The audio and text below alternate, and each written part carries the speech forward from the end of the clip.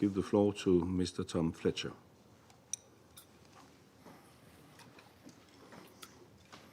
Thank you, Mr. President. As Geir has set out, the past month has underscored both the fragility and the hope of this moment of transition in Syria, a true crossroads. So today, I want to highlight and support 4 points. First, some encouraging news. We are making progress, with thanks to the teams on the ground and those who back us, on a scaled up, ambitious humanitarian response. We're now using more routes to deliver aid.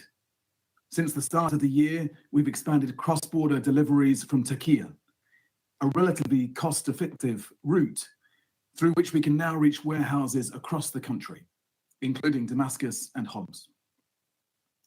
I'm grateful to the interim authorities for their extension of permission to use the Bab al-Salam and Arai crossings. We're also working to have more efficient procedures for aid delivery. We have a practical, problem-solving engagement with the interim authorities to address ongoing liquidity challenges and to further streamline procedures. And as I've made clear already here, we count on their continued support for further easing registration for humanitarian NGOs, especially as part of the humanitarian reset that I set out last month, as we're allocating a higher proportion of funding for Syrian partners who are truly at the front lines of this response. We're also proceeding at pace with the transition to our new humanitarian coordination architecture, and we're engaging various member states to further ease sanctions and the restrictions that affect our operations. Through this combination of efforts, we, on your behalf, are getting support to millions of people across Syria every month. Infrastructure is being repaired to restore access to water for millions. For example, At Areb water station in Aleppo resumed operations on the 14th of March, powered by solar and now supporting 40,000 people. Dozens of nutrition centers and mobile teams are screening children and providing services for children and mothers. Over 1,100 operations have been conducted to clear over 1,700 pieces of unexploded ordnance, a vital part of creating conditions for Syrians to return to their homes and communities. I welcome Qatar's agreement to provide Syrians with support for electricity supply via Jordan. And refugees are returning. UNHCR estimate 355,000 since December. Which leads, of course, to my second point. We need more funding. We're under no illusions right now about the grim financial outlook for humanitarian support globally. In this bracing funding context, we will deploy our resources as effectively as we can. We've completed a countrywide rapid needs assessment, and we're monitoring displacement and population movements to sharpen our response. We're also, I'm afraid, having to make brutal choices, including to focus our current appeal on the most vulnerable. Only about half the total who are actually in need of our support. Last year's humanitarian appeal was only 35% funded, causing us to reduce our humanitarian response by more than half. The outlook now, of course, is gloomier. Our initial survey suggests that almost half of US-funded organizations have received full or partial stop orders, with a 40% cut in humanitarian staff across the country. And this year we're appealing for $2 billion to reach 8 million of the most vulnerable people through June. We've received only about $155 million to date. That's just 13% of what we need. Funding cuts, of course, don't mean that humanitarian needs disappear. More than 16 million people, nearly 3/4 of the population, continue to lack sufficient food, water, shelter, services. So to save lives, we need more money. I, like Geir, was encouraged by the generous pledges made to Syria and its people at the Brussels conference last week, including from several countries around this table. In total, $6.3 billion pledged. Thank you.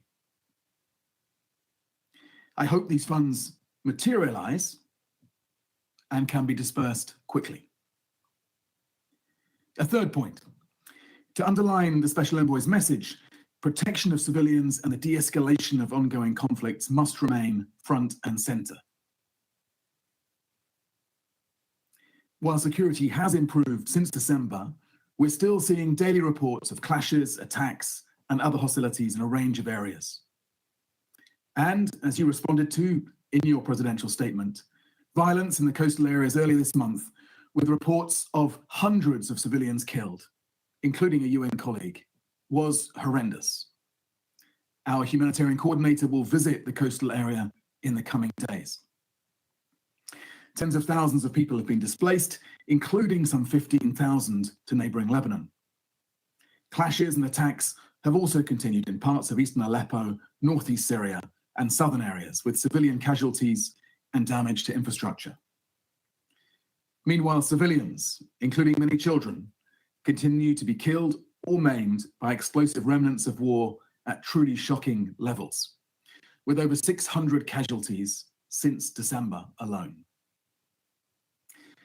The announcement, as Geir described, of an agreement between the interim authorities and Syrian democratic forces gives us some hope that we can reach and respond to humanitarian needs in northeast Syria more effectively.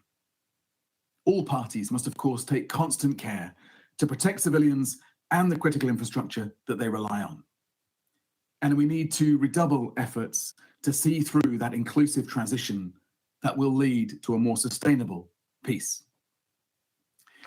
Mr. President, fourth and finally, we need to move with greater urgency to invest in Syria's recovery, reconstruction, and development. The people of Syria want to rebuild their country and their livelihoods. Expanding services will be essential to enable that.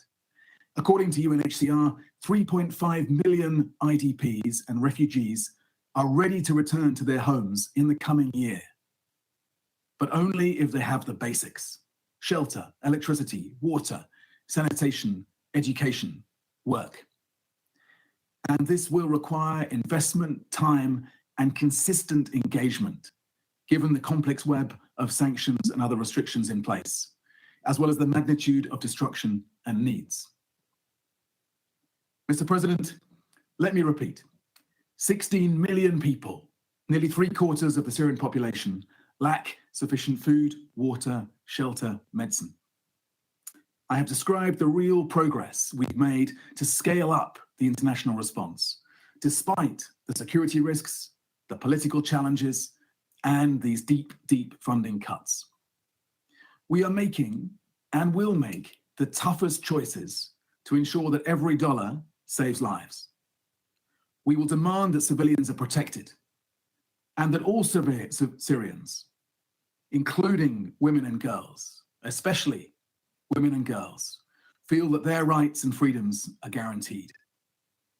And we will press you for the support we need to carry on delivering in that way. After 14 years of conflict and devastation, the people of Syria have had barely 14 weeks to chart a new path. There are real reasons for hope based on how far they have come. But there is no time to spare. Let us be problem solvers rather than problem observers. We need to move with greater urgency while we can.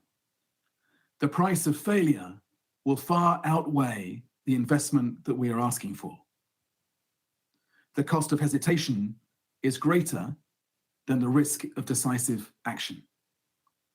The people of Syria deserve the chance to see through the monumental task ahead of them and build a peaceful, prosperous, inclusive future.